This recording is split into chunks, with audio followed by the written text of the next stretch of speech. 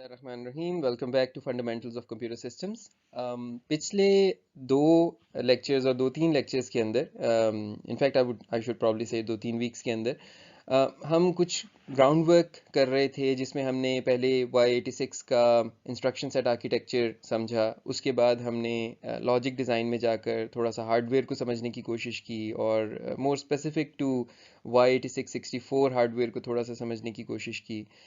अब हम इस चीज़ के लिए रेडी हैं, हमारे पास वो सारे pieces of the puzzle मौजूद हैं that we can bring together to now come up with the exact details of the execution or rather than the whole fetch, decode, execute cycle of the y86 architecture. इसमें जो पहला step है हम इसको normally दो हिस्सों में किया करते हैं। पहला होता है जो थोड़ा सा जिस तरह से अब आजकल के कंप्यूटर्स इंप्लीमेंट नहीं होते, प्रोसेसेस इंप्लीमेंट नहीं होते, वो सीक्वेंशियल एग्जीक्यूशन होता है। मीनिंग एक वक्त में एक इंस्ट्रक्शन आएगी, पूरी तरह से वो कंप्लीट होगी, फिर प्रोग्राम काउंटर जहाँ पॉइंट कर रहा है वहाँ से अगली इंस्ट्रक्शन आएगी, वो चलेगी। So this is known as sequential execution, but this is easier to understand although it's not used in modern computers. It is easier to understand, so we'll start with that. And unfortunately because of the shorter semester हो सकता है कि हम खाली यही complete कर सकें, लेकिन इसके साथ साथ आपके जहन में है कि आपको पहले से मैंने ये आइडिया मुख्तलिफ पॉइंट्स पर दिया हुआ है कि जब सीक्वेंशियल एग्जीक्यूशन पाइपलाइनिंग में कन्वर्ट होती है तो you know at a high level at least कि वो कैसे होता है।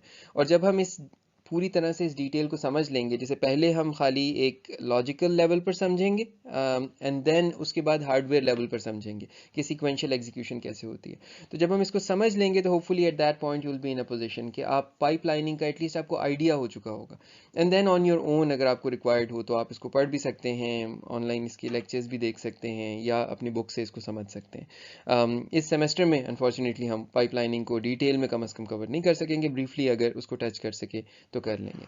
So let's begin with a quick overview of what we have studied up until now, the instruction set architecture and the hardware, and then uske fauran baad we'll start going instruction by instruction or rather instruction type by instruction type, and then we'll see कि वो चीज़ें at a logical level कैसे implement होती हैं inside the microprocessor. So let's begin. जी, तो as a reference वही हमारा main reference है जो हमारी बुक है जिसको हम फॉलो कर रहे हैं, और उसी के ऑथर्स की जो लेक्चर स्लाइड्स हैं उन्हीं को हम यहाँ पर यूज़ कर रहे हैं। Just mentioning this again so that we all understand के सोर्स क्या है इन स्लाइड्स का।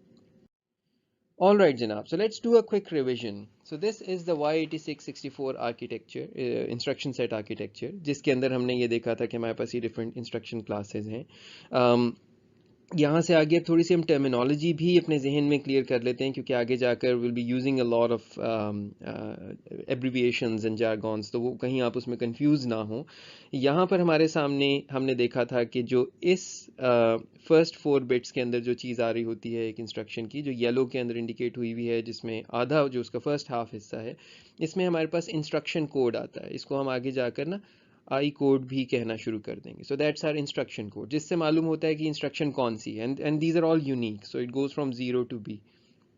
So these are our instruction codes, and then for some of the instruction codes we have subclasses of instructions. So for example यहाँ पर आप देख सकते हैं कि जो second यहाँ पर 4 bits हैं, second nibble है, इसके अंदर हमारे पास कुछ जगहों पर फंक्शन कोड्स मौजूद थे जो कि इंडिकेट कर रहे थे कि विद इन दीज इंस्ट्रक्शंस हम कौन सी सब इंस्ट्रक्शन को देख रहे हैं। और वो सब इंस्ट्रक्शन कोड जो हैं वो ये राइट साइड के ऊपर मैंने आपके लिए दोबारा कॉपी भी कर दिए हैं। सो ये पहला जो मूव की फैमिली है जिसमें अनकंडीशनल और कंडीशनल मूव्स हैं, दूसरा जो कि ऑपरेशन की फैमिली है 6 की जिसके अंदर हमारे पास ऐड है, सब्ट्रैक्ट है, एंड है और एक्सक्लूसिव और है, and then finally we have the branch family of 7 जिसके अंदर हमारे पास डिफरेंट किस्म की जंप्स हैं, अनकंडीशनल जंप से शुरू करके कंडीशनल जंप्स हैं। मूव्स और ब्रांचेस में जो कंडीशनल फॉर्म्स हैं इनके अंदर हमारे पास बेसिकली सेम ही कंडीशन कोड्स हैं जो दोनों तरफ चेक हो रहे हैं, जिसकी डिटेल्स आप पहले से जानते भी हैं, और अगर आप चाहें तो बुक से रिवाइज भी कर सकते हैं कि किस फ्लैग से क्या चीज़ इंप्लीमेंट हुई हुई है। सिमिलरली ये हमारी जो मूव है ये पहले वाली, ये रजिस्टर टू रजिस्टर मूव है। हम जब भी दो रजिस्टर्स की बात करते हैं उन रजिस्टर्स का जो नाम है या बेसिकली इसेंशली ये नंबर होता है। आपको मालूम है कि हमने ये कहा था कि हम अपने रजिस्टर्स को 00 से लेकर 0E तक इनके हम बेसिकली, क्योंकि 4 बिट्स हैं खाली, तो we don't even need to write this 0. 0 से लेकर ई तक का एक नंबर यहाँ पर होगा, और सिमिलरली 0 से लेकर ई तक का एक नंबर यहाँ पर होगा. एफ का मतलब होता है कि रजिस्टर नहीं है. सो जहाँ कहीं भी आर ए आर बी लिखा हुआ है, you should be thinking of that as numbers, कि यहाँ पर नंबर्स होंगे कि कौन सा रजिस्टर इस ऑपरेशन में यूज़ हो रहा है. जहाँ रजिस्टर नहीं यूज़ हो रहा वहाँ हम एफ लिख दिया करेंगे, इसका मतलब है कोई भी रजिस्टर नहीं.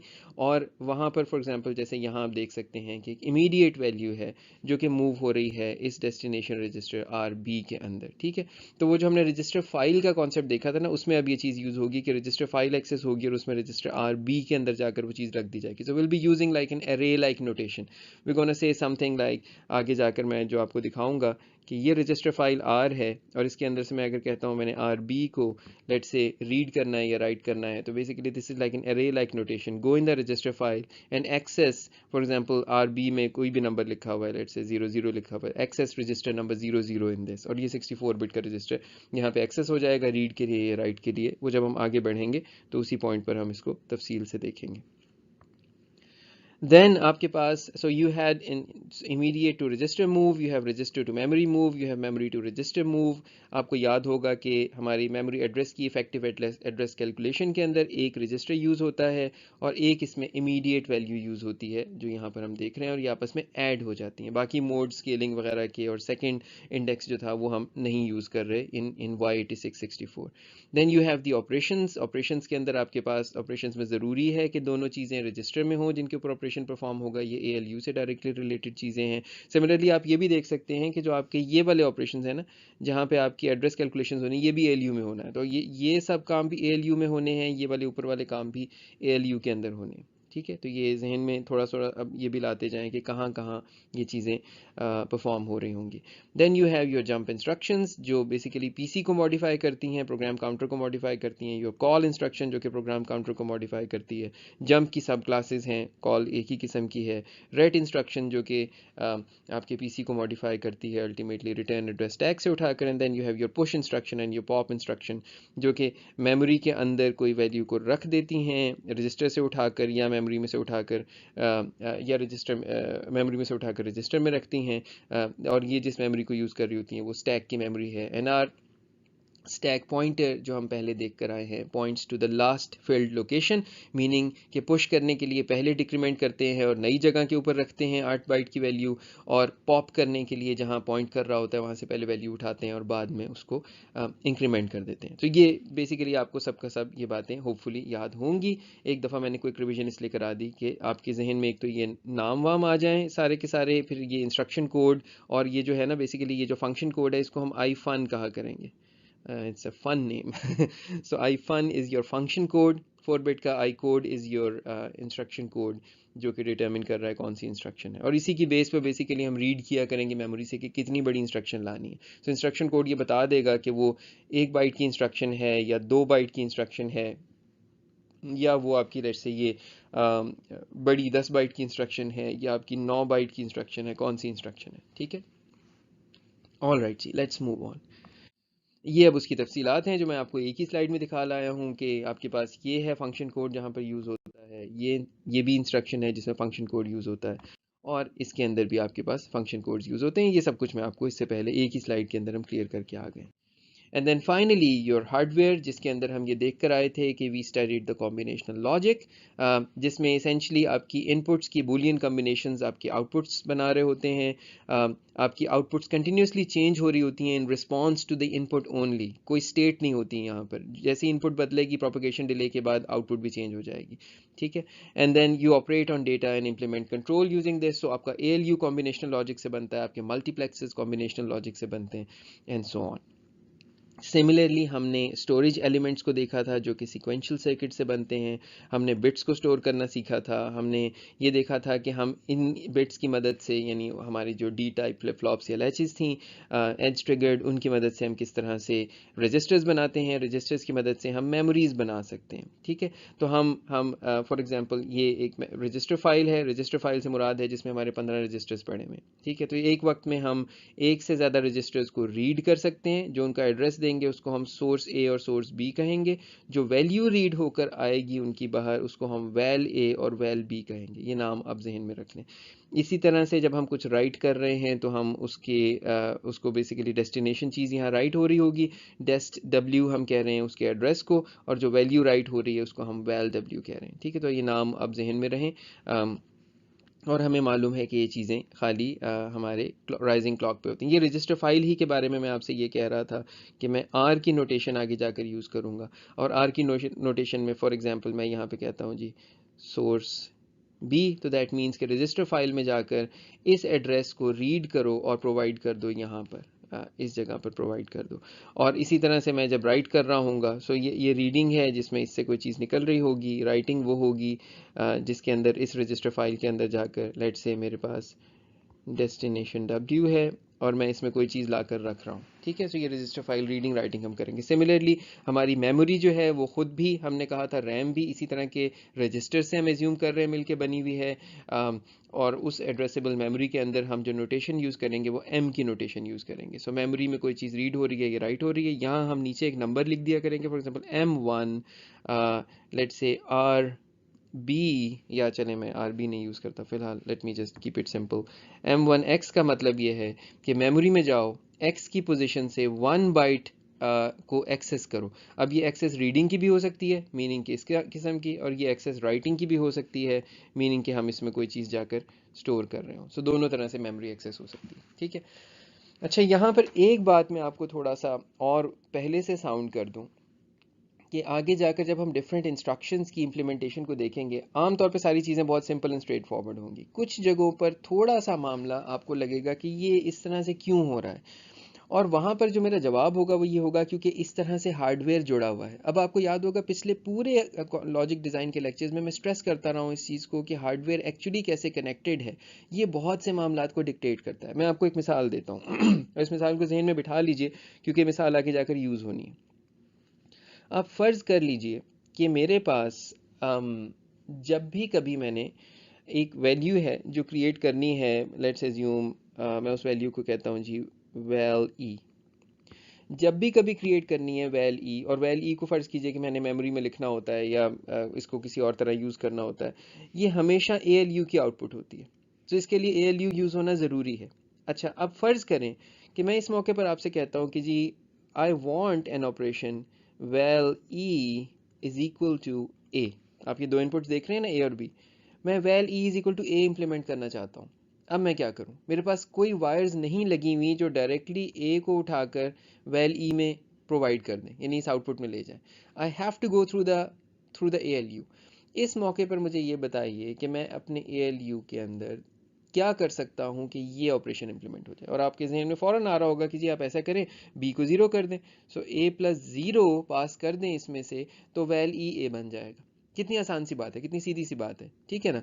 ये चीज़ जब हम एक स्लाइड पर जाकर आगे करेंगे तो वहाँ शायद आप थोड़े से कंफ्यूज होने लगें कि जी ये क्यों गुजारना ज़रूरी था ALU में से इसको, इस वजह से कि हार्डवेयर लगा वही ऐसे था, वैल ई तक पहुंचने का तरीका ही ALU के थ्रू था। तो लिहाजा we are bound by the hardware that we create, and of course you can create a new hardware and a new microprocessor, but that also would have its own such specificities, जिस जो specific operations होंगे जिसके ऊपर you will find के पिक्यूलियरिटीज़ उसकी भी कोई ना कोई होंगी। ठीक है, तो ये सिर्फ एक छोटी सी चीज़ अभी से आपके जहन में बस प्लांट करना ज़रूरी थी कि जब मौका आएगा तो तब आप कंफ्यूज ना हों कि जी ये why are you passing a register value through the ALU, why can't you directly pass this value from a register to for example val E, जो भी वैल्यू है उस जगह क्यों नहीं आप पास कर सकते। वैल ई हो सकता है मेमोरी की राइटिंग की जगह पर जा रही हो सकता है वो ये वैल डब्ल्यू की जगह जा रही हो, वो हम उसी मौके पर जाकर देखेंगे। ठीक है, तो ये अब आपके जहन में आ गया।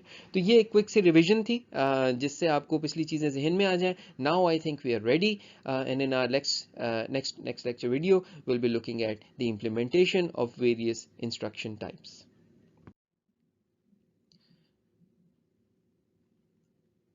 एक चीज़ और जो सॉरी पिछली स्लाइड में मेरे जहन में नहीं रहा था कि अभी ये वाली चीज़ की भी बात होनी है, आई थॉट कि इसके फ़ौरन बाद हमारी हम वीडियो ख़त्म कर लेंगे, लेकिन इसको अगली वीडियो में डालने के बजाय मैं यहीं पर डाल रहा हूँ। So I apologise for the last 5 seconds of the last slide जहाँ पर मैंने कहा था कि अब हम इम्प्लीमेंट करने लगे। एक चीज़ और रिवाइज़ करने हार्डवेयर कंट्रोल लैंग्वेज हमने देखी थी, हमने ये देखा था ये क्या चीज़ होती है। ये बड़ी सादा सी ज़बान होती है जो कि हमारे हार्डवेयर की डिस्क्रिप्शन में यूज़ होती है। ये मैंने आपको माइक्रो कोड्स के नाम से भी इसको इंट्रोड्यूस करवाया था पिछले एक लेक्चर में।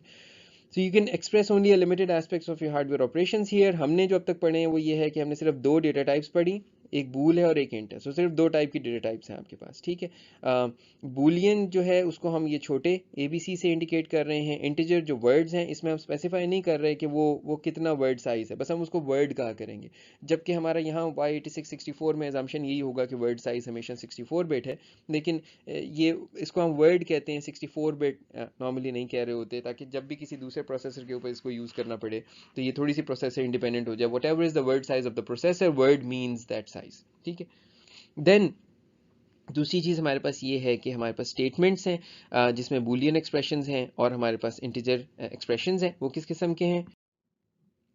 तो यहाँ पर आप देख सकते हैं बूलियन एक्सप्रेशंस के अंदर we have our logic operations, for example and or not.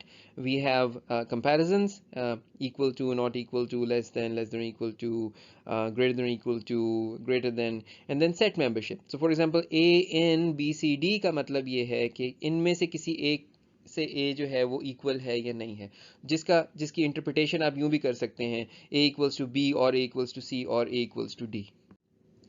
And then in your word expressions, जैसे कि ऊपर बूलियन एक्सप्रेशंस देखे हैं, जब हम पूरे वर्ड पे काम कर रहे होते हैं तो हमने उसमें ये केस एक्सप्रेशन पढ़ा था कि जिसमें हमने देखा था कि सीक्वेंशली एग्जीक्यूट होता है। सो ये आपकी कंडीशन है और ये उसका रिस्पॉन्स है जो कि आउटपुट में निकलना है। ये कंडीशन है, ये रिस्पॉन्स है, ये कंडीशन है, ये रिस्पॉन्स है। कंडीशंस इसी तरतीब में एग्जीक्यूट होती हैं और जो पहली इंस्ट्रक्शन सक्सेसफुल हो जाती है उसका आंसर बाहर निकल जाता है। पहली कंडीशन सक्सेसफुल हो जाती है तो हमने देखा था आखिरी कंडीशन को हम हमेशा ऑलवेज ट्रू करके डिफॉल्ट कर देते हैं, ठीक है। So you test these expressions a b c in a sequence and then return the word expression a b c on the first successful test, ठीक है जनाब। सो ये आपका हार्डवेयर कंट्रोल लैंग्वेज का बेसिक्स थे जो कि हमने सीखे थे। हम इसी को यूज़ कर रहे होंगे माइक्रो कोड्स को लिखने के लिए when we implement our various instructions at the hardware level, first at a logical level and then the actual hardware level.